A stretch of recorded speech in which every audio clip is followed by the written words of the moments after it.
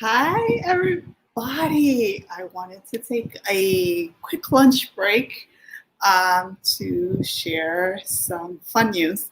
Actually, to wish a super happy birthday to Miss Ruby Bridges, who is celebrating her 66th birthday today.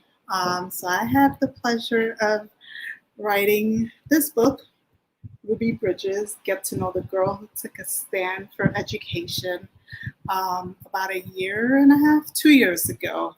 And I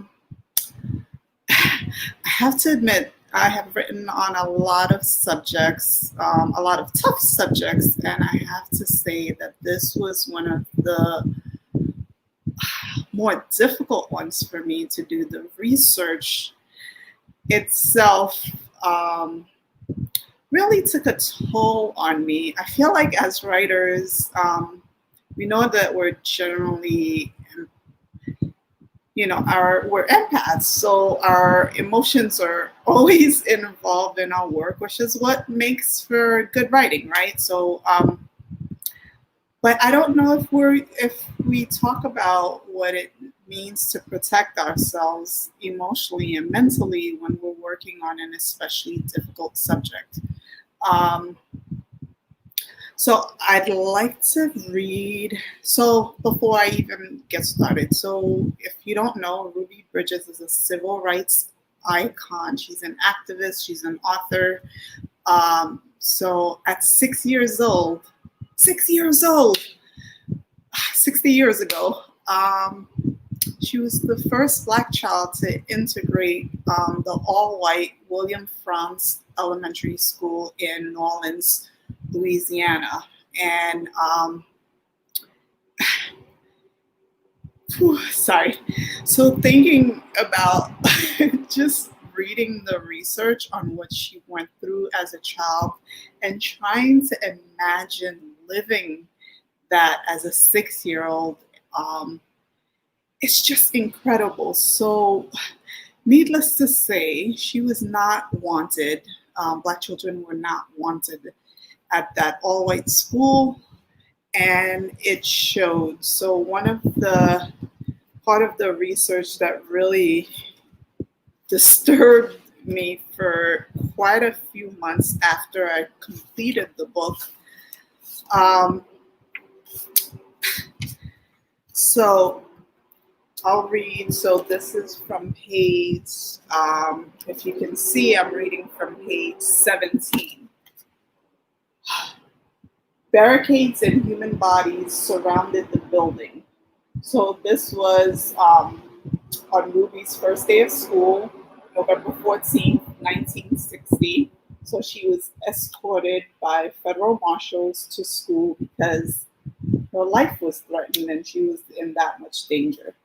So barricades and human bodies surrounded the building. At first, Ruby thought they were for a Mardi Gras parade, but the angry faces were not there to celebrate. Some protesters carried signs. Others shouted slurs at Ruby and her mother and spat at them as they walked by. One person carried a small coffin with a black baby doll inside. I used to have nightmares about the coffin, Ruby recalled. Many of the protesters were young, working class mothers whose children attended the school. They called themselves cheerleaders. And as I was doing the research and came upon articles upon articles about these cheerleaders and their motivation to come out every single day for that first school year that Ruby was in school, to bring, some of them bring their children and to yell and scream and spit at and disparage a 6-year-old. And these are mothers with their children. And the idea that there is so little emotional connection, that there was such a disconnect in seeing Ruby as a person, They thought that that was okay. I mean, this book is about 2 years old, and I still am not over that. I just don't know how to reconcile the fact that as mothers, that they thought that was okay, that they didn't feel any sense of wrong, they didn't feel any conviction, they didn't feel any disturbance in their spirits and in their souls to know that it was wrong. And they could look at a little 6-year-old, an innocent child who was frightened as could be and saw no reason to stop. I mean, even if you have convictions about, whites and blacks shouldn't mix, once you actually see a face, does that not change your heart? Does that not change your spirit? And to carry a coffin with a baby girl and to scare her and to know that your own children, they have their own nightmares and you have to comfort them. You have to care for them when they're scared. But for you to put fear in another child, like I struggled with that as a writer. So,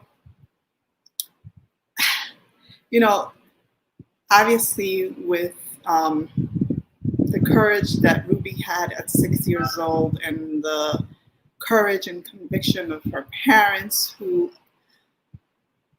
that decision to say that, yes, we'll allow our child to go through this because we know that somebody has to be first. And for her to be first means that so many more children would have the opportunity to have access to equitable education. At least that was the hope. Being raised in New York, I can tell you New York City is still one of the most segregated school systems in the US. And everybody thinks melting pot, but New York City is not a melting pot.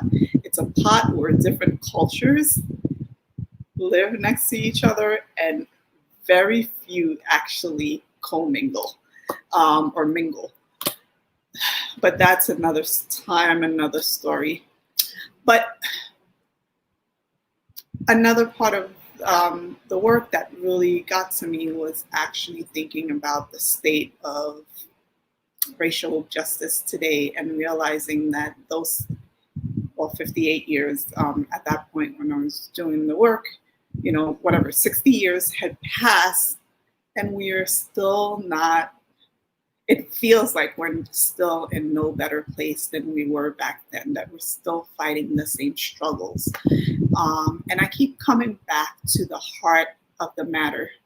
We know as believers that nobody changes hearts but Jesus. We understand that and we know it. And sometimes it can seem so frustrating and upsetting to see such hatred in other people's hearts and you want to change it and you just feel like you can't.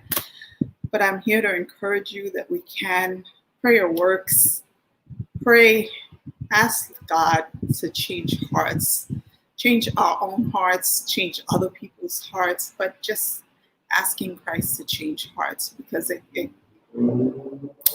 we don't, we can legislate a lot, but we can't legislate real change inside anybody's hearts.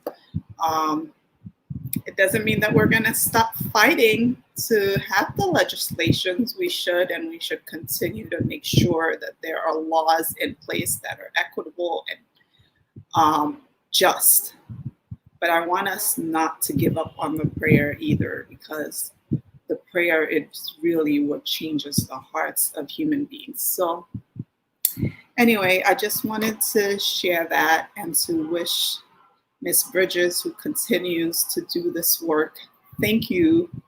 Thank you to your parents. Thank you to you. Thank you for being the first. And please know that as a writer, I will continue to honor the fact that you were the first. And opened doors for me as a Black woman um, that wouldn't have been open otherwise. So I appreciate you. I thank you for your work.